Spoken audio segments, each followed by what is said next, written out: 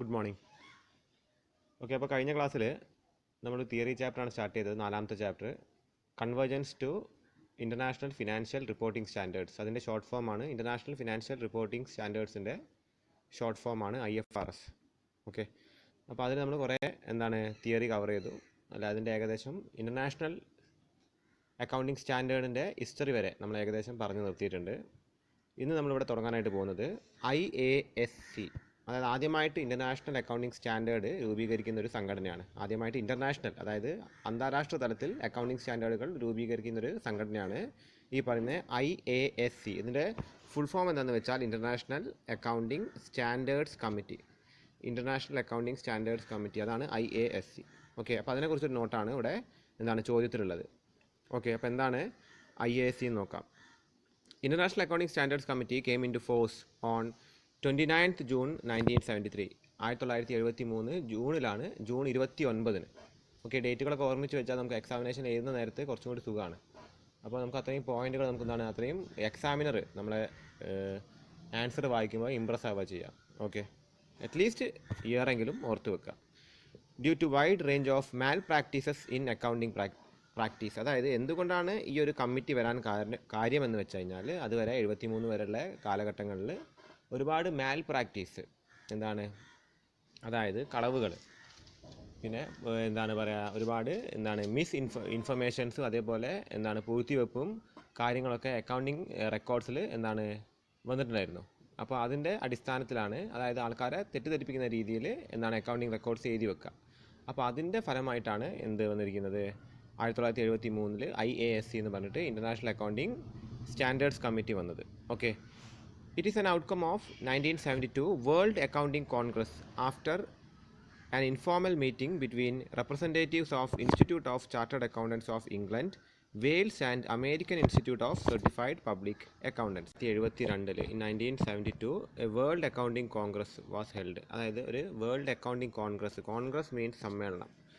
അതായത് ലോകത്തിലുള്ള അക്കൗണ്ടന്മാരുടെ സമ്മേളനം എന്ന് വെച്ചിട്ട് സമ്മേളനം നടന്നിട്ടുണ്ട്. പക്ഷേ ലോകത്തിലെല്ലാ അക്കൗണ്ടന്മാരെല്ലാം വന്നത്, അവിടെ വന്നത് ആയിരിക്കാന്ന് വെച്ചാൽ representatives of Institute of Chartered Accountants of England and Wales. മെയിനായിട്ട് ഇംഗ്ലണ്ട് ആൻഡ് വെയിൽസിലുള്ള ചാർട്ടേഡ് അക്കൗണ്ടൻസ്. ഇംഗ്ലണ്ട് വെയിൽസ് എന്ന് വെച്ചാൽ ബ്രിട്ടൻ്റെ ഭാഗമായിട്ടുള്ള 2 രാജ്യങ്ങളാണ്. ഓക്കെ, അതേപോലെ American Institute of Certified Public Accountants. American Institute of Certified Public Accountants, അമേരിക്കയിലെ ഒരു അക്കൗണ്ടൻസിൻ്റെ ഒരു പ്രൊഫഷണൽ ബോഡിയാണ് ഈ പറയുന്ന American Institute of Certified Public Accountants. Okay, അപ്പോൾ അവർ രണ്ടുപേരും ചേർന്നിട്ടാണ് ഈ ഒരു സമ്മേളനം നടത്തിയത്.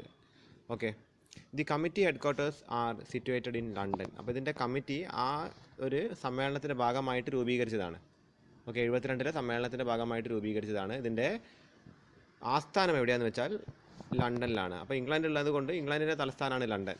ഓക്കെ, അപ്പോൾ അവിടെയാണ് ഇതിൻ്റെ ആസ്ഥാനം. The agreement to form IASC was signed by 16 accounting bodies from 9 nations. Okay, അപ്പോൾ ഇവരാണ് ആദ്യം സമ്മേളനം കൂടിയതെങ്കിലും ഇങ്ങനത്തെ ഒരു കമ്മിറ്റി ഉണ്ടാക്കാൻ തയ്യാറായപ്പോൾ 9 രാജ്യങ്ങളിലെ 16 അക്കൗണ്ടിങ് ബോഡീസ്, 9 രാജ്യങ്ങളിലെ 16 അക്കൗണ്ടിങ് ബോഡീസ്. കാരണം ഒരു രാജ്യത്ത് ചിലപ്പം ഒന്നിലധികം അക്കൗണ്ടിങ് ബോഡീസ് ഉണ്ടാവാം, പ്രൊഫഷണൽ ബോഡീസ് ഉണ്ടാവാം. അപ്പോൾ അവരൊക്കെ ചേർന്ന് 16 അക്കൗണ്ടിങ് ബോഡീസ് ചേർന്നിട്ടാണ് ഇതിനാദ്യം സൈൻ ചെയ്തത്. Okay, these nations are USA, Canada, UK, Australia, France, Germany, Japan, Netherlands and Mexico. Okay, ഇതൊക്കെ പ്രധാനപ്പെട്ട വികസിത രാജ്യങ്ങളാണ്. മെക്സിക്കോ മാത്രം അത്ര വികസിത രാജ്യമല്ല. ഓക്കെ, അപ്പോൾ മെക്സിക്കോ അമേരിക്കയുടെ അയൽ രാജ്യമാണ്, അതുകൊണ്ട് അവരും സൈൻ ചെയ്തിട്ടുണ്ട്. ഓക്കെ, 9 രാജ്യങ്ങളാണ് ആദ്യമായിട്ട് സൈൻ ചെയ്തത്. ഓക്കെ, അതായത് പിന്നെന്താ പറയുന്നതെന്ന് വെച്ചാൽ international accounting standards committee has issued certain standards. അപ്പോൾ ഇവർ ഇഷ്യൂ ചെയ്തിരിക്കുന്ന ചില അക്കൗണ്ടിങ് സ്റ്റാൻഡേർഡ്സ് ഉണ്ട്. ഓക്കെ, അതിനൊരു ലിസ്റ്റ് ഉണ്ട്, ഓരോ അക്കൗണ്ടിങ് സ്റ്റാൻഡേർഡ്സിനൊരു ലിസ്റ്റ് ഉണ്ട്. നമുക്കത് അടുത്തായിട്ട് നോക്കാം. ഓക്കെ, അപ്പോൾ ഇതാണ് ആ ലിസ്റ്റ്. ആ സ്റ്റാൻഡേർഡ്സിൻ്റെ ലിസ്റ്റാണ് ഇവിടെ കൊടുത്തിരിക്കുന്നത്. അപ്പോൾ ഇതിൽ ഒരുപാട് ലിസ്റ്റ് ഉണ്ട്, 15ഓളം ലിസ്റ്റ് ഉണ്ട്. നിങ്ങളൊരു 10 എണ്ണം വെച്ച് എഴുതിയാൽ മതി. ഓക്കെ, 10 എണ്ണം വെച്ച് എഴുതിയാൽ മതി. അപ്പോൾ ഫസ്റ്റ് എന്താ പറയുന്നത്, IAS1 ഇൻ്റർനാഷണൽ അക്കൗണ്ടിങ് സ്റ്റാൻഡേർഡ് എന്നാണ് ഇതിൻ്റെ ഫുൾ ഫോം. IAS1 എന്ന് വെച്ചാൽ ഇൻ്റർനാഷണൽ അക്കൗണ്ടിങ് സ്റ്റാൻഡേർഡ്. അത് 1 സ്റ്റാൻഡേർഡ് 1 എന്താ പറഞ്ഞത്, പ്രസൻറ്റേഷൻ ഓഫ് ഫിനാൻഷ്യൽ സ്റ്റേറ്റ്മെൻറ്റ്സ്. എങ്ങനെയായിരിക്കണം ഫിനാൻഷ്യൽ സ്റ്റേറ്റ്മെൻറ്റ്സ് പ്രസൻറ്റ് ചെയ്യേണ്ടത് എന്നാണ് IAS1 പറയുന്നത്. ഓക്കെ, ഇനി IAS2 പറയുന്നത് വാല്യുവേഷൻ ഓഫ് ഇൻവെൻട്രീസ് ആണ്. എങ്ങനെയായിരിക്കണം ഇൻവെൻട്രീസ് വാല്യൂ ചെയ്യേണ്ടത്. ഇൻവെൻട്രി മീൻസ് സ്റ്റോക്കാണ്, സ്റ്റോക്ക്. ഓക്കെ, അതായത് വിൽക്കാൻ വെച്ചിരിക്കുന്ന സാധനങ്ങൾ, അതാണ് ഇൻവെൻട്രീസ് എന്ന് വെച്ചാൽ. അപ്പോൾ ഇൻവെൻട്രീസ് എന്ന് വെച്ചാൽ വലിയൊരു വൈഡ് ടേമാണ്. അപ്പോൾ ഇൻവെൻട്രീസിൽ റോ മെറ്റീരിയൽസ് വരും, സാധനങ്ങൾ. ഇപ്പോൾ മാനുഫാക്ചറിങ് കൺസേൺ ആണെങ്കിൽ റോ മെറ്റീരിയൽസ് വരും, ഫിനിഷ്ഡ് ഗുഡ്സ് വരും, വിൽക്കാനായിട്ട് നമ്മൾ പൂർണ്ണമായിട്ടും തയ്യാറാക്കി വെച്ചിരിക്കുന്ന വസ്തുക്കൾ. സെമി ഫിനിഷ്ഡ് ഗുഡ്സ് വരും, അതായത് നമ്മൾ മാനുഫാക്ചറിങ്ങിൻ്റെ സ്റ്റേജിൽ ഉണ്ട് പക്ഷെ അത് പൂർണ്ണമായിട്ടില്ല. ഓക്കെ, അങ്ങനത്തെ ഗുഡ്സുകൾ വരും. അതൊക്കെ നമ്മൾ വിൽക്കാനായിട്ട് വെച്ചിരിക്കുന്ന ഗുഡ്സാണ്. അപ്പോൾ അതൊക്കെയാണ് ഇൻവെൻട്രി. അതിൻ്റെ വാല്യുവേഷൻ എന്ന് വെച്ചാൽ വളരെ ഇമ്പോർട്ടൻ്റ് ആണ്. ഓക്കെ, കാര്യം അതിൻ്റെ വാല്യൂ ഇങ്ങനെ മാറിക്കൊണ്ടിരിക്കും. നമ്മളിപ്പോൾ ഈ വർഷം തുടക്കത്തിൽ വാങ്ങിയ വാല്യൂ ആയിരിക്കില്ല ഇൻവെൻട്രിക്ക് ഈ വർഷം അവസാനം വരിക, അല്ലേ? ഇപ്പോൾ നമ്മളിപ്പോൾ ഒരു ബിൽഡറാണെന്ന് വെച്ചാൽ, അപ്പോൾ ബിൽഡർ ചിലപ്പം സിമെൻറ്റോ അല്ലെങ്കിൽ മണലോ വാങ്ങുന്നുണ്ടാവും. അത് അയാളുടെ ഇൻവെൻട്രിയാണ്. അയാളുടെ സാധനം ഉൽപ്പാദിപ്പിക്കുക, അല്ലെങ്കിൽ ബിൽഡിങ് ഉൽപ്പാദിപ്പിക്കാൻ ആവശ്യമുള്ള സാധനമാണ്. അതൊക്കെ വെച്ച് ഉൽപ്പാദിപ്പിച്ചിട്ടാണ് ആ ബിൽഡിങ് അയാൾ വിൽക്കുക. അപ്പോൾ അതിൻ്റെ വില ഒരു വർഷം തുടക്കത്തിൽ ഒന്നായിരിക്കും, ഒരു വർഷം അവസാനിക്കുമ്പോൾ വേറെ ഒന്നായിരിക്കും. അപ്പോൾ അതിൻ്റെ വാല്യുവേഷൻ വളരെ ഇമ്പോർട്ടൻ്റ് ആണ്. അപ്പോൾ അതൊരു കോമൺ ആയിട്ടുള്ളൊരു വാല്യുവേഷൻ ടെക്നിക്ക് വേണം. എന്നാലേ എല്ലാ ബിൽഡർമാരുടെ അടുത്ത് നമ്മൾ അതിൻ്റെ അക്കൗണ്ടിങ് റെക്കോർഡ്സ് നമ്മൾ പരിശോധിക്കുന്ന നേരത്തെ നമുക്ക് അവരെ പരസ്പരം തമ്മിൽ കമ്പയർ ചെയ്യാൻ സാധിക്കുള്ളൂ. ഓക്കെ, അപ്പോൾ അതാണ് IAS 2 എന്ന് വെച്ചാൽ. അത് കഴിഞ്ഞിട്ട് IAS 3 ഇൻ്റർനാഷണൽ അക്കൗണ്ടിങ് സ്റ്റാൻഡേർഡ് 3. അത് ഇപ്പോൾ IAS 27 28 റീപ്ലേസ് ചെയ്യപ്പെട്ടിരിക്കുന്നു. അതിപ്പോൾ ഇല്ല, നിലവിലില്ല. അതിന് ബദലായിട്ട് അത് കുറച്ചും കൂടി മാറ്റിയിട്ട് 27 28 മാറ്റിയിരിക്കുന്നു. ഓക്കെ, അത് കഴിഞ്ഞിട്ട് IAS 4 അതും വിഡ്രോ ചെയ്തിരിക്കുന്നു. IAS 16 22 38 റീപ്ലേസ് ചെയ്തിരിക്കുന്നു. ഓക്കെ, അത് കഴിഞ്ഞു. IAS 4 IAS 15 റീപ്ലേസ് ചെയ്തിരിക്കുന്നു. IAS 6 IAS 15 റീപ്ലേസ് ചെയ്തിരിക്കുന്നു. ഓക്കെ, അത് കഴിഞ്ഞു. പിന്നെ വരുന്നത് IAS 7 ആണ്. ഇതൊക്കെ ഇൻ്റർനാഷണൽ അക്കൗണ്ടിങ് സ്റ്റാൻഡേർഡുകളാണ്. അപ്പോൾ പലതും കാലക്രമേണ ചിലത് മാറ്റിയിട്ട് പുതിയ അക്കൗണ്ടിങ് സ്റ്റാൻഡേർഡ് വരും. അപ്പോൾ പുതിയ അക്കൗണ്ടിങ് സ്റ്റാൻഡേർഡ് വരുമ്പോൾ പുതിയൊരു ലിസ്റ്റിലേക്കാണ് അത് ആഡ് ചെയ്യുക. അതായത് ഇപ്പോൾ 20 എണ്ണം മാത്രമേ ആദ്യം ഉണ്ടാക്കിയിട്ടുണ്ടെങ്കിൽ മൂന്നാമത്തത് മാറ്റി കഴിഞ്ഞാൽ, അല്ലെങ്കിൽ രണ്ടാമത്തത് മാറ്റി, ഉദാഹരണം പറയുകയാണെങ്കിൽ രണ്ടാമത്തത് മാറ്റി എന്ന് വെച്ചാൽ അത് 21ാമത്തതാക്കിയിട്ട് ഇറക്കും. ഓക്കെ, കുറച്ചും കൂടി അതിൽ കുറച്ചും കൂടി കാര്യങ്ങൾ വ്യക്തമാക്കണം എന്നുണ്ടെങ്കിലോ അല്ലെങ്കിൽ കൂടുതൽ ഇൻഫർമേഷൻസ് അതിലേക്ക് ആഡ് ചെയ്യണമെന്നുണ്ടെങ്കിൽ അവർ ആ ലിസ്റ്റിൽ പറഞ്ഞിരിക്കുന്ന കാര്യങ്ങളൊക്കെ മാറ്റി അല്ലെങ്കിൽ അത് ഒഴിവാക്കിയിട്ട് അവർ പുതിയൊരു ലിസ്റ്റ് ആയിട്ട് വരും. അപ്പോൾ അത് ലാസ്റ്റ് നമ്പറിലേക്കായിട്ട് വരും. അങ്ങനെയാണ് ലിസ്റ്റ് ഇങ്ങനെ കൂടി വരിക. ഓക്കെ, അപ്പോൾ 7ാമത്തത് എന്താ പറയുന്നതെന്ന് വെച്ചാൽ ക്യാഷ് ഫ്ലോ സ്റ്റേറ്റ്മെൻറ്റ് തയ്യാറാക്കുന്നതിനെ കുറിച്ചിട്ടാണ്. അതായത് ഒരു സ്ഥാപനം, ഒരു ബിസിനസ് സ്ഥാപനത്തിലേക്ക് എന്തിൻ്റെ ഒഴുക്കാണ് മെയിനായിട്ട് നടക്കുക? ക്യാഷ് വരും, അതേപടി ക്യാഷ് പോവും, അല്ലേ? ആദ്യം ക്യാപിറ്റൽ കൊണ്ടുവരും, അല്ലേ? പിന്നെ എന്തെങ്കിലും ചിലവുകൾ ചെയ്യും, അതിൻ്റെ കൂട്ടത്തിൽ പ്രോഫിറ്റ് വരും, വീണ്ടും ചിലവ് വരും, അല്ലേ? അങ്ങനെ ക്യാഷ് എന്ത് ചെയ്യും? അതിങ്ങനെ ഫ്ലോ ചെയ്യും. ഓക്കെ, അപ്പോൾ ഈ ക്യാഷ് എന്ന് വെച്ചാൽ അതൊരു ലിക്വിഡ് അസറ്റാണ്, അല്ലേ? എപ്പോൾ വേണമെങ്കിലും നമുക്ക് വിനിയോഗിക്കാൻ പറ്റുന്നൊരു ആസ്തി അല്ലെങ്കിൽ നമ്മുടെ അസറ്റാണ് ക്യാഷ്, അല്ലേ? നമ്മുടെ കയ്യിൽ ഇപ്പോൾ ഒരു 10 ലക്ഷത്തിൻ്റെ ഒരു ഭൂമി നമ്മുടെ കയ്യിലുണ്ടെന്ന് കരുതുക. അതേപോലെ 10 ലക്ഷത്തിൻ്റെ ക്യാഷ് നമ്മുടെ കയ്യിലുണ്ടെന്ന് കരുതുക. നമുക്ക് പെട്ടെന്ന് വിനിയോഗിക്കാൻ പറ്റുന്നത്, പെട്ടെന്ന് ട്രാൻസാക്ട് ചെയ്യാൻ പറ്റുന്നത് 10 ലക്ഷത്തിൻ്റെ ക്യാഷാണ്. അപ്പോൾ അതുകൊണ്ട് ക്യാഷ് നമ്മുടെ കയ്യിൽ എങ്ങനെയാണ് വന്നു പോകുന്നത് എന്ന് തിരിച്ചറിയാനായിട്ട് അക്കൗണ്ടന്മാരെപ്പോഴും ഒരു സ്റ്റേറ്റ്മെൻറ്റ് തയ്യാറാക്കാറുണ്ട്. ആ സ്റ്റേറ്റ്മെൻറ്റിൻ്റെ പേരാണ് ക്യാഷ് ഫ്ലോ സ്റ്റേറ്റ്മെൻറ്റ്. +1 അത് ചെറുതായിട്ട് പഠിക്കുന്നുണ്ടെന്നാണ് എൻ്റെ ഒരു ഓർമ്മ. ഓക്കെ, അപ്പോൾ വളരെ ഇമ്പോർട്ടൻ്റ് ആയൊരു സാധനമാണ് ഈ ക്യാഷ് ഫ്ലോ സ്റ്റേറ്റ്മെൻറ്റ്. അപ്പോൾ അത് എങ്ങനെ തയ്യാറാക്കണം, അതിൻ്റെ ഫോർമാറ്റ് എങ്ങനെയായിരിക്കണം, അതിൽ ഓരോ ഐറ്റംസ് എങ്ങനെ വരണം, അതിൻ്റെ ഓർഡർ എങ്ങനെയായിരിക്കണം, ഈ വക കാര്യങ്ങളൊക്കെ സ്പെസിഫൈ ചെയ്യുന്ന ഇൻ്റർനാഷണൽ അക്കൗണ്ടിങ് സ്റ്റാൻഡേർഡാണ് സ്റ്റാൻഡേർഡ് 7. ഓക്കെ, ഇനി IAS 8 എന്തിനെക്കുറിച്ച് പറയുന്നു? Profit and loss statement for a period. Profit and ലോസിൻ്റെ ഒരു സ്റ്റേറ്റ്മെൻറ്റ് തയ്യാറാക്കാനാണ് പറയുന്നത്. ഒരു പീരീഡ് വെച്ചാൽ ഒരു വർഷത്തെ പ്രോഫിറ്റ് ആൻഡ് ലോസിൻ്റെ സ്റ്റേറ്റ്മെൻറ്റ്. അപ്പോൾ അതിൽ നോക്കിയാൽ കൃത്യമായിട്ട് എങ്ങനെയാണ് പ്രോഫിറ്റ് സ്ഥാപനത്തിൽ വന്നതെന്ന് തിരിച്ചറിയാൻ സാധിക്കും. അതിനൊരു കോമൺ ഫോർമാറ്റും അതേപോലെ കോമൺ ഐറ്റംസൊക്കെയാണ് അതിൽ ആഡ് ചെയ്യേണ്ടത്. എന്നാലേ എല്ലാവരും തമ്മിൽ നമുക്ക് പരസ്പരം കമ്പയർ ചെയ്യാൻ സാധിക്കുള്ളൂ.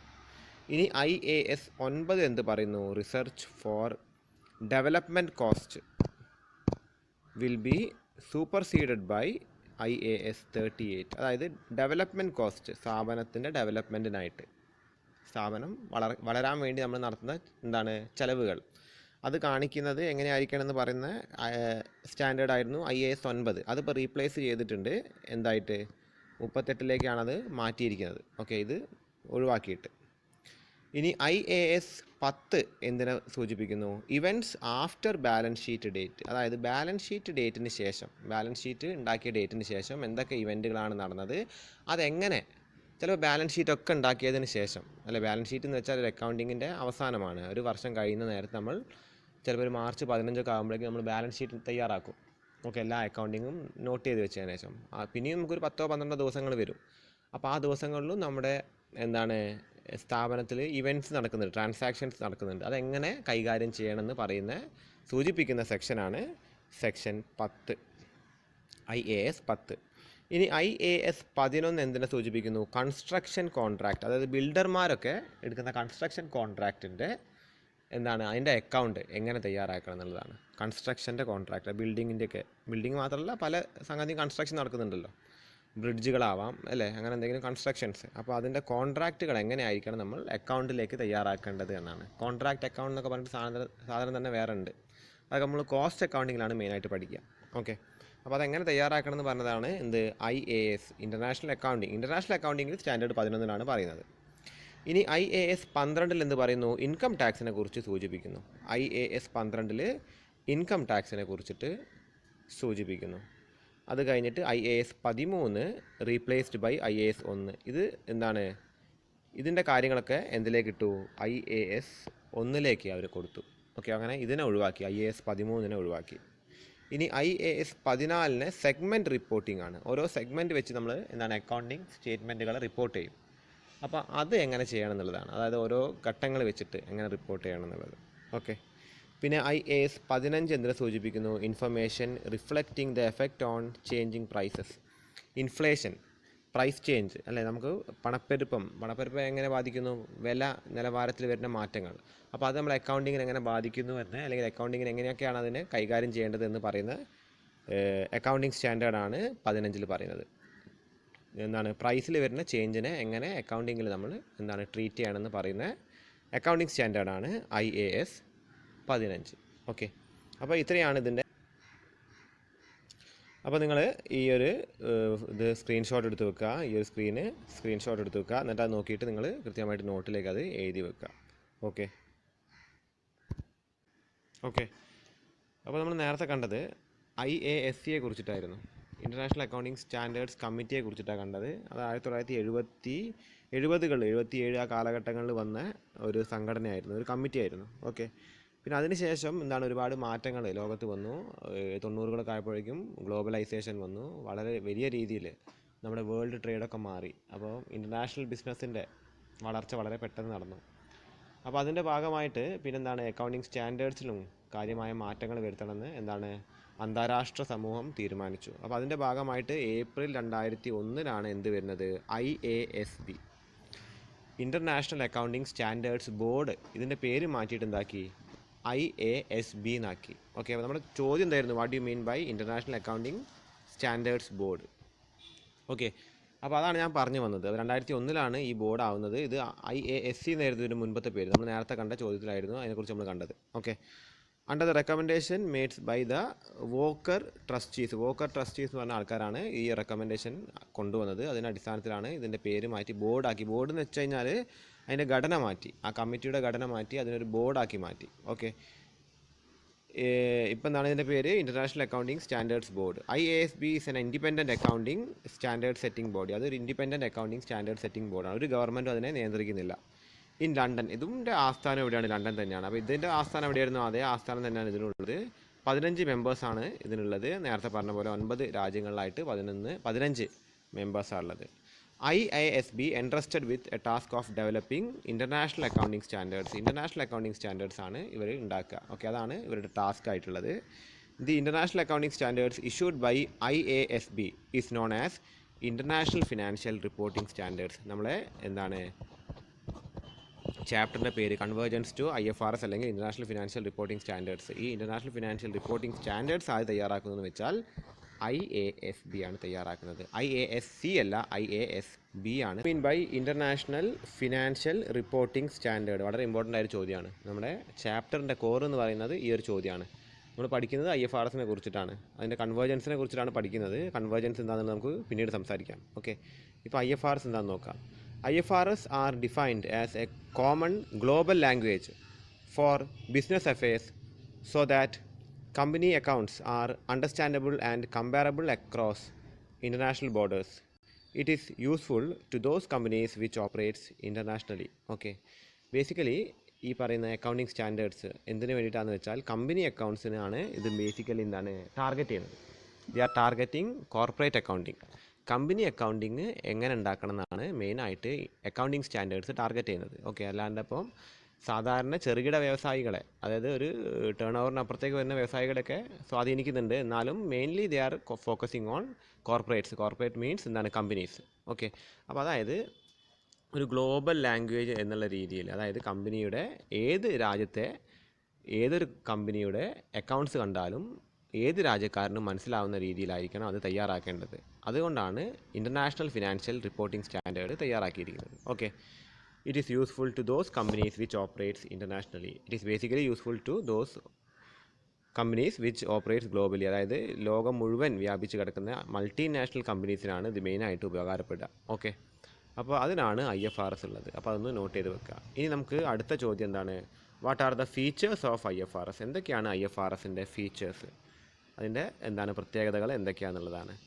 അതിൽ ഫസ്റ്റ് വേണം എന്താണ്, ഗ്ലോബൽ അക്കൗണ്ടിങ് സ്റ്റാൻഡേർഡ്സ്. ലോകം മുഴുവൻ എന്താണ് സ്വീകരിക്കേണ്ട, അല്ലെങ്കിൽ ലോകം മുഴുവൻ എല്ലാ ലോകത്തിനുള്ള എല്ലാ രാജ്യക്കാർക്കും വേണ്ടിയിട്ട് ഉണ്ടാക്കിയിരിക്കുന്ന അക്കൗണ്ടിങ് സ്റ്റാൻഡേർഡ്സാണ് IFRS, international financial reporting standards. ലോകത്തിലെ എല്ലാവരും മീൻസ് എന്താണ്, എല്ലാ കമ്പനീസിനും. Mainly they are focusing on companies. Okay, അപ്പോൾ ഗ്ലോബലാണത്, ഒരു രാജ്യത്തിന് സീമിതമല്ല, അതെന്താണ് ലോകം മുഴുവൻ എന്താണ് ഉപയോഗിക്കാൻ പറ്റുന്ന തരത്തിലാണ് സ്റ്റാൻഡേർഡ്സ് തയ്യാറാക്കിയിരിക്കുന്നത്. രണ്ടാമത്തെ എന്താണ്, principle based not rule based. ഇത് നിയമത്തിൻ്റെ അടിസ്ഥാനത്തിലല്ല, ഇത് ആദർശത്തിൻ്റെ അടിസ്ഥാനത്തിൽ ഉണ്ടാക്കിയിരിക്കുന്ന എന്താണ് സ്റ്റാൻഡേർഡ്സ് ആണ്. It is not based on rules, it is based on principles. ആദർശത്തിൻ്റെ അടിസ്ഥാനത്തിലാണ് ഉണ്ടാക്കിയിരിക്കുന്നത്. അതാണ് രണ്ടാമത്തേത്, പ്രിൻസിപ്പൽ ബേസ്ഡ് ആണ്. വളരെ ഇമ്പോർട്ടൻ്റ് ആയ പോയിൻ്റാണ്, നോട്ട് ചെയ്ത് വെക്കുക. The third point is developed and maintained by IASB. ആരാണിത് ഡെവലപ്പ് ചെയ്യുന്നത്? IASB. IASC അല്ല, അത് പേര് മാറ്റി 2001 IASB ആക്കിയിട്ടുണ്ട്. അതിനുശേഷമാണ് അവർ IFRS ഉണ്ടാക്കാൻ തുടങ്ങിയത്. ഓക്കെ, അത് മെയിൻറ്റെയിൻ ചെയ്യുന്നതും IASB ആണ്. ഇതൊക്കെ എന്താണ്, ഓരോ 1, 2, 3 എന്ന് പറഞ്ഞിട്ട് ഓരോ സ്റ്റാൻഡേർഡ് ഉണ്ട്, ഓരോന്നിനും എങ്ങനെയൊക്കെ ചെയ്യണം എന്നുള്ളത്. അതായത് അക്കൗണ്ടിങ് ആയിട്ട് ബന്ധപ്പെട്ട് വരുന്ന ഓരോ ഐറ്റംസും എങ്ങനെയൊക്കെ കോമൺ ആയിട്ട് ചെയ്യണം എന്നുള്ളതാണ് ഈ സ്റ്റാൻഡേർഡ്സിൽ പറയുന്നത്. അതൊക്കെ ആരാ വെക്കുന്നത്, ഡെവലപ്പ് ചെയ്യുന്നത് IASB ആണ് ഡെവലപ്പ് ചെയ്യുന്നത്, അത് മെയിൻറ്റെയിൻ ചെയ്യുന്നതും IASB ആണ്. നാലാമത്തെ point, issued with intention of applying standards across the globe. അതായത് നമ്മൾ ഫസ്റ്റ് പോയിൻറ്റിൻ്റെ ഒരു കണ്ടിന്യൂഷൻ മാത്രമാണ്. അതായത് ലോകം മുഴുവൻ ഇതെങ്ങനെ ഇഷ്യൂ ചെയ്യുന്നതാണ് ഇവർ ചിന്തിക്കുന്നത്. പിന്നെ അഞ്ചാമത്തെ പോയിൻ്റ് എന്താണ്, ensure high quality transparent reporting. അക്കൗണ്ടിങ്ങിൻ്റെ റിപ്പോർട്ടുകൾ ട്രാൻസ്പാരൻ്റ് ആയിരിക്കണം, സുതാര്യമായിരിക്കണം, അതിൽ യാതൊരുവിധ തിരിമറികളും നടത്താൻ പാടില്ല എന്നാണ് ഉദ്ദേശിക്കുന്നത്. ആറാമത്തെ പോയിൻ്റ് എൻഷുർ ആണ്. ഇവിടെ ഒരു ചെറിയൊരു ടൈപ്പിംഗ് മിസ്റ്റേക്ക് ഉണ്ട്, ഇത് എൻഷുർ ആണ്, ENSURE.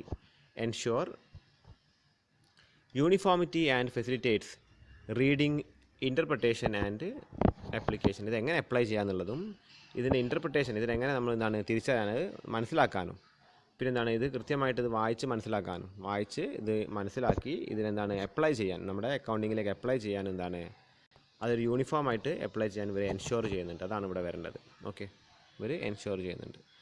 Mean by IFRS interpretations committee. അതിൻ്റെ ഫുൾ ഷോർട്ട് ഫോം എന്താണെന്ന് വെച്ചാൽ IFRS IC. ചിലപ്പോൾ അങ്ങനെയൊക്കെ ചോദ്യങ്ങൾ വരാൻ chance. What you mean by IFRS IC, അല്ലെങ്കിൽ IFRS ICൻ്റെ ഫുൾ ഫോം എന്താണെന്ന് ചോദിക്കും. അപ്പോൾ IFRS എന്താണെന്ന് നമുക്ക് മനസ്സിലാക്കി വെക്കുക. IC മീൻസ് എന്താണ്, ഇൻ്റർപ്രിട്ടേഷൻസ് കമ്മിറ്റിയാണ്. ഇത് ജനങ്ങളിലേക്ക് എത്തിക്കാനായിട്ട്, ജനങ്ങൾക്ക് മനസ്സിലാവാനായിട്ട് ഇതിൻ്റെ ഇൻ്റർപ്രിട്ടേഷൻസ് ഈ കമ്മിറ്റിയാണ് കൊടുക്കുന്നത്. അപ്പോൾ എന്താണെന്ന് നോക്കാം.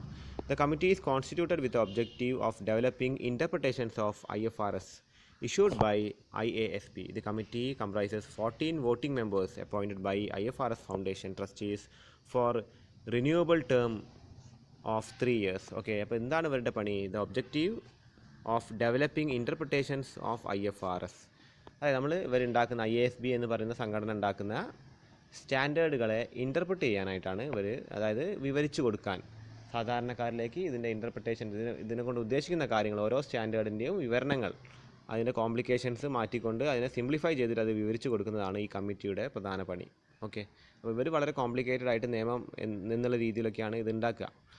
അല്ലെ, നമുക്കിപ്പോൾ ഒരു നിയമം വായിച്ചാൽ, അതായത് ഇപ്പോൾ ഒരു പുതിയൊരു നിയമം വന്നു, അപ്പോൾ അത് നിയമമായിട്ട് അത് നിയമത്തിൻ്റെ വാക്കുകളിലൂടെ നമ്മൾ വായിക്കുമ്പോൾ സാധാരണക്കാരനത് മനസ്സിലാവില്ല. അല്ലേ, അതിപ്പോൾ ഒരാൾ ഇൻ്റർപ്രറ്റ് ചെയ്ത് തരാണെങ്കിൽ, ഒരു വക്കീലിൻ്റെ അടുത്ത് നമ്മൾ അതിനാണ് പോകുന്നത്, അപ്പോൾ അയാൾ പോയിട്ട് ഇത് ഇൻ്റർപ്രറ്റ് ചെയ്ത് തരും, ഇതിങ്ങനെയാണ് നിയമം പറയുന്നത് എന്ന് അയാൾ നമുക്ക് സാധാരണ മനുഷ്യർക്ക് മനസ്സിലാവുന്ന ഭാഷയിൽ അത് പറഞ്ഞു തരും.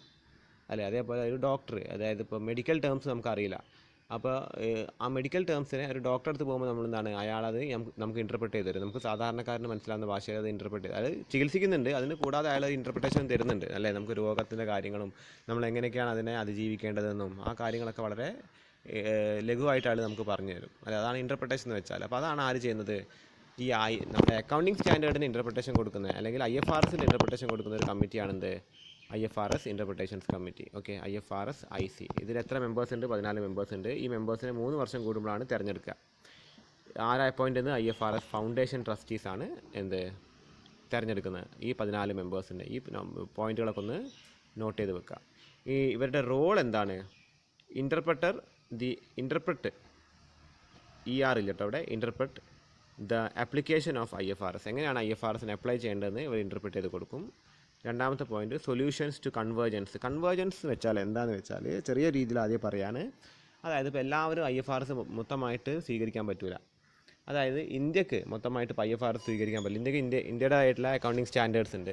പക്ഷേ ചില മാറ്റങ്ങൾ വരുത്തിക്കൊണ്ട് IFRSന് ഇന്ത്യയിലേക്ക് ലയിപ്പിക്കാൻ, ഇന്ത്യയുടെ അക്കൗണ്ടിങ് സ്റ്റാൻഡേർഡായിട്ട് ചില മാറ്റങ്ങൾ വരുത്തിക്കൊണ്ട് ഇന്ത്യക്ക് ലയിപ്പിക്കാനായിട്ട് പറ്റും. അതാണ് കൺവേർജൻസ് എന്ന് വെച്ചാൽ. പൂർണ്ണമായിട്ടും IFRSനെ സ്വീകരിക്കാതെ ചില മാറ്റങ്ങളോട് കൂടിയിട്ട് നമ്മുടെ അക്കൗണ്ടിങ് സ്റ്റാൻഡേർഡ്സിനെ ചിലതൊക്കെ നിലനിർത്തിക്കൊണ്ട് അതിനെ കൺവേർജ് ചെയ്യാം. ചിലതിനെ സ്വീകരിക്കുക, ചിലതിനെ ഒഴിവാക്കിക്കൊണ്ട് അതിനെ കൺവേർജ് ചെയ്യുക. അതാണ് കൺവേർജൻസിനെ കൊണ്ട് ഉദ്ദേശിക്കുന്നത്. ഓക്കെ, അപ്പോൾ ആ കൺവേർജൻസ് കുറച്ച് പ്രയാസമുള്ള കാര്യമാണ്. അപ്പോൾ അതിൻ്റെ സൊല്യൂഷൻസ് ആരാണ് കൊടുക്കുന്നത്? ഈ IFRS IC ആണ് കൊടുക്കുന്നത്. ഇനി മൂന്നാമത്തെ പോയിന്റ് എന്താണ്? Published after clearance of any direct interpretations. Okay, അതായത് ഈ ഡയറക്റ്റ് ഇൻ്റർപ്രിട്ടേഷൻസിനെ പബ്ലിഷും ഇവർ ചെയ്യുന്നുണ്ട്. അതിൻ്റെ പബ്ലിക്കേഷൻസ് മാഗസീൻസ് ആയിട്ടോ എന്തെങ്കിലും ബ്രോഷേഴ്സ് ആയിട്ടൊക്കെ അതിൻ്റെ ഇൻ്റർപ്രിട്ടേഷൻസ് ഇവർ പബ്ലിഷും ചെയ്യുന്നുണ്ട്. പിന്നെ നാലാമത്തെ പോയിന്റ് എന്താ? ഇവർ ആർക്ക് റിപ്പോർട്ട് ചെയ്യും? ഇവർ IASBക്ക് റിപ്പോർട്ട് കൊടുക്കും, ഈ IFRS IC. ഓക്കെ, ഇത്രയാണ് IFRS ICയെ കുറിച്ച് പറയാനുള്ളത്. ഇത് ചെറിയ മാർക്കിനെ ചോദിക്കാൻ ചാൻസ് ഉള്ളൂ, എസ്സേക്കൊന്നും ചോദിക്കാൻ ചാൻസ് ഇല്ല. ഓക്കെ, നമുക്ക് അടുത്ത ചോദ്യം ശ്രദ്ധിക്കാം. What do you mean by national financial reporting standards, NFRA? ഇതിനെ നാഫ്ര എന്നും അറിയപ്പെടുന്നു. ഓക്കെ, അപ്പോൾ അതാണ് ചോദ്യം. What do mean by national financial reporting authority, NFRA? അപ്പോൾ എന്താണെന്ന് നോക്കാം. It's a body. അപ്പോൾ എന്താണ്? അതൊരു ഓർഗനൈസേഷനാണ്, ഒരു ബോഡിയാണ്. ബോഡി മീൻസ് എന്താണ്? ഒരുപാട് പേരുടെ സംഘടന പോലെയാണ്. Constituted under the provisions of section 132 of the companies act 2013. Okay, അപ്പോൾ 132/2013. അപ്പോൾ രണ്ടിലും കോമൺ ആയിട്ട് എന്താണ് അക്കങ്ങൾ വരുന്നുണ്ട് അല്ലേ? ഒന്ന് ഇവിടെ ഉണ്ട്, ഒന്ന് ഇവിടെ ഉണ്ട്, 3 ഉണ്ട്, 2 ഉണ്ട്. ഞാൻ ഓർക്കാനായിട്ട് പറഞ്ഞാൽ നിങ്ങളടുത്ത്. അതായത് 2013 കമ്പനീസ് ആക്ടിൽ 132ാമത്തെ വകുപ്പിലാണ്, സെക്ഷൻ 132 വന്നിരിക്കുന്നത്. ഇതൊക്കെ ഒന്ന് ഓർത്ത് വെക്കുക. ഓക്കെ, അതിന് വേണ്ടി പറഞ്ഞതാണ്. അതായത് കമ്പനീസ് ആക്ട് ഇതിന് മുൻപ് 1956 കമ്പനീസ് ആക്ട് ആയിരുന്നുണ്ടായിരുന്നത്. അപ്പോൾ അത് മാറ്റിയിട്ട് എന്താണ് 2013 പുതിയൊരു കമ്പനീസ് ആക്ട് ഇന്ത്യയിൽ നിലവിൽ വരിക ചെയ്തത്. കാര്യം എന്താണെന്ന് വെച്ചാൽ കമ്പനീസിൻ്റെ കാര്യങ്ങൾ അല്ലെങ്കിൽ കമ്പനീൻ്റെ നിയമങ്ങളൊക്കെ എന്താണ് ഈ കമ്പനീസ് ആക്ടിലാണ് വരിക. കമ്പനി എങ്ങനെയാണ് അക്കൗണ്ടിങ് തയ്യാറാക്കേണ്ടത് എന്നുള്ള കാര്യങ്ങളൊക്കെ. അപ്പോൾ ഈ അക്കൗണ്ടിങ് മേഖലയിൽ അതേപോലെ ഒരുപാട് അഴിമതികൾ ഈ കമ്പനീൻ്റെ അക്കൗണ്ടിങ്ങിലും അതേപോലെ പല മേഖലകളിലും വരാൻ തുടങ്ങി. അപ്പോൾ അതുകൊണ്ടാണ് കമ്പനീസ് ആക്ട് തന്നെ പൊളിച്ചു പണിയേണ്ടി വന്നത്. 2013 പുതിയൊരു കമ്പനീസ് ആക്ട് ഇന്ത്യയിൽ കൊണ്ടുവന്നതും അതിൻ്റെ ഭാഗമായിട്ട് വന്നൊരു അതോറിറ്റിയാണ് ഈ നാഫ്ര എന്ന് വെച്ചാൽ. Okay, the constitution of this authority is effective from 1 October 2018. അതായത് October 1, 2018 മുതലാണ് നാഫ്ര വന്നത്. ഇത് മെയിനായിട്ട് എന്താണെന്ന് വെച്ചാൽ കമ്പനിയുടെ ചാർട്ടേഡ് അക്കൗണ്ടന്മാർ, കമ്പനിക്ക് എന്താണ് ചാർട്ടേഡ് അക്കൗണ്ടന്മാരുണ്ടാവും, അവർക്ക് ഒരു കടിഞ്ഞാണിടാനാണ് ഈ നാഫ്ര കൊണ്ടുവന്നത്. അതായത് ആദ്യം ICAI എന്ന് പറഞ്ഞിട്ടുള്ള സംഘടന ആദ്യം മുതലേ ഉണ്ട്. അത് എന്താണ്, ഞാൻ അതിന് മുൻപും പറഞ്ഞിട്ടുണ്ട്, നമ്മുടെ ചാർട്ടേഡ് അക്കൗണ്ടൻസിൻ്റെ ഒരു പ്രൊഫഷണൽ ബോഡിയാണ്. അവരായിരുന്നു ചാർട്ടേഡ് അക്കൗണ്ടന്മാർ എന്തെങ്കിലും തെറ്റ് ചെയ്താലൊക്കെ അവരെ ശിക്ഷിച്ചുകൊണ്ടിരുന്നത്. പക്ഷെ അത് ശിക്ഷ പോരായിരുന്നു. അപ്പോൾ കടുത്ത ശിക്ഷകളാണ് ഇപ്പോൾ നാഫ്ര കൊടുക്കുക, NFRA കൊടുക്കുക. ഓക്കെ, അപ്പോൾ അതിന് വേണ്ടിയിട്ട്, അതായത് കമ്പനീൻ്റെ അക്കൗണ്ട്സ് ഒക്കെ പ്രോപ്പറായിട്ട് നിലനിർത്താൻ വേണ്ടിയിട്ടുള്ള ഒരു സംഘടനയാണ് ഈ പറഞ്ഞ NFRA. അപ്പോൾ എന്തൊക്കെയാണ് അതിൻ്റെ കോമ്പസിഷൻ ഓഫ് NFRA, അതായത് ഈ ഒരു ഓർഗനൈസേഷൻ, ഈ ഒരു ബോഡിയിൽ ആരൊക്കെയാണ് ഉള്ളതെന്നാണ് ഇവിടെ പറയുന്നത്. Okay, the Companies Act require NFRA to have a chairperson. ഇതിനൊരു ചെയർപേഴ്സൺ വേണം. Who will be appointed by the central government. ഈ ചെയർപേഴ്സൺ ആരാ അപ്പോയിൻറ്റ് ചെയ്യുക? കേന്ദ്ര ഗവൺമെൻറ് ആണ് അപ്പോയിൻറ്റ് ചെയ്യുക. And a maximum of 15 members. ഇത് കൂടാതെ ഒരു 15 മെമ്പേഴ്സും കൂടി ഇതിൽ വേണം. The appointment of chairperson and members are subject to following qualification. ഈ ചെയർപേഴ്സണും മെമ്പേഴ്സിനും താഴെ പറഞ്ഞിരിക്കുന്ന യോഗ്യതകൾ വേണം. എന്തൊക്കെയാണ് യോഗ്യതകൾ? Should have expertise in അക്കൗണ്ടൻസിയിൽ expert ആയിരിക്കണം, അതേപോലെ ഓഡിറ്റിങ്ങിൽ എക്സ്പേർട്ട് ആയിരിക്കണം, ഫിനാൻസിൽ എക്സ്പേർട്ട് ആയിരിക്കണം, നിയമത്തിൽ ലോയിലും എക്സ്പേർട്ട് ആയിരിക്കണം. അപ്പോൾ ഈ 4 മേഖലകളിൽ എക്സ്പേർട്ട് ആൾക്കാരാണ് ഈ 15 മെമ്പേഴ്സിൻ്റെ കൂട്ടത്തിലും അതേപോലെ ചെയർമാനായിട്ടും തിരഞ്ഞെടുക്കുക. പിന്നെന്താണ് രണ്ടാമത്തെ point? Required to make declaration to central government that there is no conflict of interest or lack of independence in their appointment. അതായത് അവർ മറ്റൊരു സ്ഥാപനത്തിലും ജോലി ചെയ്യുന്നില്ല, ഇൻഡിപെൻഡൻ്റ് ആയിരിക്കണം, അതേപോലെ ഒരു കോൺഫ്ലിക്റ്റ് ഓഫ് ഇൻട്രസ്റ്റും അവർക്കില്ല. കാരണം അവരുടെ ബന്ധുക്കളോ ആരോ യാതൊരുവിധ മേഖലകളിലും കോർപ്പറേറ്റ് മേഖലകളിലൊന്നും ഇരിക്കാൻ പാടില്ല, അല്ലെങ്കിൽ അവർക്ക് അങ്ങനത്തെ ഒരു ഇൻട്രസ്റ്റ് എവിടേക്ക് വരാൻ പാടില്ല. ഓക്കെ, അതൊക്കെ ഒരു ഡിക്ലറേഷനിൽ കൊടുക്കണം. പിന്നെ അതേപോലെ അവർക്കും മറ്റൊരു കമ്പനിയിലൊന്നും ഉണ്ടാവാൻ പാടില്ല, ഷെയർ ഒന്നും ഉണ്ടാവാൻ പാടില്ല. മൂന്നാമത്തെ പോയിന്റ് എന്താ പറയുന്നത്? Chairperson and members should not be associated with any audit firm. ഒരു ഓഡിറ്റ് ഫേം, ഒരു ചാർട്ടേഡ് അക്കൗണ്ടൻറ്റ് ഫേമുമായിട്ടും ഈ പറഞ്ഞ ചെയർപേഴ്സണോ മെമ്പേഴ്സിനോ യാതൊരുവിധ റിലേഷൻഷിപ്പും പാടില്ല. ഇതും ഒരു ഇവരുടെ ഒരു യോഗ്യതയാണ്. കാര്യം എന്താണെന്ന് വെച്ചാൽ ഇത് ഉണ്ടെങ്കിൽ, അതായത് എന്തെങ്കിലും ഒരു ബന്ധം, അസോസിയേഷൻ ഉണ്ടെങ്കിൽ അതൊരു പ്രശ്നമാണ്. അതുകൊണ്ട് അവരതിൽ നിന്ന് പുറത്താക്കും. അപ്പോൾ അങ്ങനത്തെ കാര്യങ്ങളൊന്നും ഉണ്ടാവാൻ പാടില്ല. ഇനി നോക്കാനായിട്ടുള്ളത് റോൾ ഓഫ് NFRA ആണ്. നമ്മൾ നേരത്തെ എഴുതിയ ക്വസ്റ്റൻ്റെ കൂടെ തന്നെ ചെയ്തിട്ടോ സൈഡിങ് ആയിട്ട് റോൾ ഓഫ് NFRA എന്ന് വെച്ച് വലിയൊരു ചോദ്യം ചോദിക്കുകയാണെങ്കിൽ നമുക്കിതൊക്കെ എഴുതാനായിട്ട് സാധിക്കും. റോൾ ഓഫ് NFRA എന്തൊക്കെയാണ്? NFRAൻ്റെ role making recommendations to central government regarding formulation of accounting and auditing policies and standard. അതായത് ഇവർക്ക് NFRAക്ക് പുതിയ സ്റ്റാൻഡേർഡുകൾ ഉണ്ടാക്കണമെന്നുണ്ടെങ്കിൽ സെൻട്രൽ ഗവൺമെൻറ്റിനെ അറിയിക്കാം. പുതിയ അക്കൗണ്ടിങ് സ്റ്റാൻഡേർഡ് ഉണ്ടാക്കണമെന്നുണ്ടെങ്കിൽ, അതേപോലെ എന്തെങ്കിലും നയങ്ങൾ പുതുതായിട്ട് ഉണ്ടാക്കണമെന്നുണ്ടെങ്കിലും സെൻട്രൽ ഗവൺമെൻറ്റിനെ NFRAക്ക് അറിയിക്കാം. ഓക്കെ, രണ്ടാമത്തെ പോയിന്റ് എന്താണ്? Monitor and enforce accounting standard. കൃത്യമായിട്ട് അക്കൗണ്ടിങ് സ്റ്റാൻഡേർഡ് കോർപ്പറേറ്റ് തലത്തിൽ, കമ്പനി തലത്തിൽ നടക്കുന്നുണ്ടോയെന്ന് കൃത്യമായിട്ട് അവർ മോണിറ്റർ ചെയ്യണം. മോണിറ്റർ ചെയ്യുന്ന വെച്ചാൽ അത് നടക്കുന്നുണ്ടോ എന്നുള്ളത് അവർ മേൽനോട്ടം വഹിക്കുക, അതേപോലെ അത് എൻഫോഴ്സും ചെയ്യുക. ആരെങ്കിലും ചെയ്യുന്നില്ലെങ്കിൽ അവരെ കൊണ്ട് അത് ചെയ്യിപ്പിക്കുക. അക്കൗണ്ടിങ് സ്റ്റാൻഡേർഡ് ഫോളോ ചെയ്യിപ്പിക്കുക. മൂന്നാമത്തെ point oversee the quality of service of the അതായത് നമ്മുടെ ചാർട്ടേഡ് അക്കൗണ്ടൻസിൻ്റെ പ്രൊഫഷണൽസിൻ്റെ ക്വാളിറ്റി നോക്കുക, അവരെ വർക്കിൻ്റെ ക്വാളിറ്റി എങ്ങനെ ഉണ്ടെന്ന് പരിശോധിക്കുക. പിന്നെ നാലാമത്തെ point suggest measures required for improvement. എന്തെങ്കിലും മെഷേഴ്സ് ആവശ്യമുണ്ടെങ്കിൽ, എന്തെങ്കിലും ഇമ്പ്രൂവ്മെൻറ്റിന് എന്തെങ്കിലും കാര്യങ്ങളുണ്ടെങ്കിൽ അതൊക്കെ സജസ്റ്റ് ചെയ്യുക. ഇങ്ങനെ ചെയ്താൽ ഇമ്പ്രൂവ് ആവുന്നുള്ള കാര്യങ്ങളൊക്കെ പ്രൊഫഷണൽസിനെ അറിയിക്കുക. അതാണ് നാലാമത്തെ പോയിന്റ്. അഞ്ചാമത്തെ പോയിന്റ് പെർഫോം അതർ ഫങ്ഷൻസ്. മറ്റെന്തെങ്കിലും ഫങ്ഷൻസ് ഉണ്ടെങ്കിൽ ഇവരുടെ അധികാരപരിധിയിൽ വരുന്ന മറ്റെന്തെങ്കിലും ഫങ്ഷൻസ് ഉണ്ടെങ്കിൽ അത് പെർഫോം ചെയ്യുക. ഓക്കെ, ഇനി ലാസ്റ്റ് പോയിൻ്റാണ്. ഈ ഒരു പോയിൻ്റോട് കൂടി NFRA ആണ്. അപ്പോൾ ഈ ഒരു സൈഡിനോട് കൂടിയിട്ട് നമ്മുടെ ഈ ഒരു പാർട്ട് അവസാനിക്കുകയാണ്. അപ്പോൾ ഇതിൻ്റെ ആവശ്യം എന്താണെന്നുള്ളത് NFRAൻ്റെ എന്തൊക്കെ ആവശ്യം? റെസ്പോൺസ് ടു ഫിനാൻഷ്യൽ സ്കാം, അതായത് ഈ സ്കാമുകൾ ഒഴിവാക്കാനായിട്ടാണ്. അപ്പോൾ അത് ഒരുപാട് നമ്മുടെ കമ്പനി കോർപ്പറേറ്റ് മേഖലയിൽ നടന്നിട്ടുണ്ടായിരുന്നു. അതിൻ്റെ റെസ്പോൺസ് ആയിട്ടാണ് NFRA വന്നത്. സ്കാം മീൻസ് അഴിമതി. രണ്ടാമത്തെ dealing with non performing asset. അതായത് അതായത് ഒരാൾ കടം വാങ്ങിക്കൊണ്ട്, ഇപ്പോൾ വിജയ് മല്യ കടം വാങ്ങിപ്പോയി അല്ലേ, അത് ശരിക്കും പറയുന്നത് ബാങ്കിൻ്റെ ഒരു അസറ്റാണ്. നമ്മളിപ്പോൾ പറഞ്ഞാൽ ബാങ്കിന് അതൊരു അസറ്റാണ്. അയാൾ ഇങ്ങനെ കടം വീട്ടിൽ കൊണ്ടുവെക്കുമ്പോൾ ബാങ്കിന് ഇൻട്രസ്റ്റ് വരും, അതിനനുസരിച്ചുള്ള പ്രോഫിറ്റ് വരും. പക്ഷേ ഒരാൾ കടം എടുത്തിട്ട് മുങ്ങിക്കഴിഞ്ഞാൽ അതോടെ അതെന്തായി? നോൺ പെർഫോമിംഗ് അസറ്റായി. അപ്പോൾ അത്തരം കാര്യങ്ങളൊക്കെ ഒഴിവാക്കുക. അത് കോർപ്പറേറ്റ് മേഖലയിലാണ് വളരെ ദശലക്ഷം കോടികളൊക്കെയാണ് ആൾക്കാർ കടമെടുത്ത് മുങ്ങിയത്. ഓക്കെ, അതൊക്കെ ഒഴിവാക്കാനുള്ള കാര്യങ്ങളാണ് NAFRA ചെയ്യുന്നത്. മൂന്നാമത്തെ കാര്യം counter tax evasion. Tax evasion എന്ന് വെച്ചാൽ ടാക്സ് വെട്ടിപ്പ് തടയാനായിട്ട്, അത് കമ്പനി തലത്തിൽ. നാലാമത്തെ പോയിന്റ് ഇൻഡിപെൻഡൻറ്റ് ഓഡിറ്റ് റെഗുലേഷൻ. അതായത് ഓഡിറ്റിനൊരു ഇൻഡിപെൻഡൻറ്റ് റെഗുലേഷൻ വെക്കാൻ, ഓഡിറ്റേഴ്സിനെ, അതായത് ചാർട്ടേഡ് അക്കൗണ്ടൻസിനെ റെഗുലേറ്റ് ചെയ്യാൻ, അവരെ നിയന്ത്രിക്കാൻ.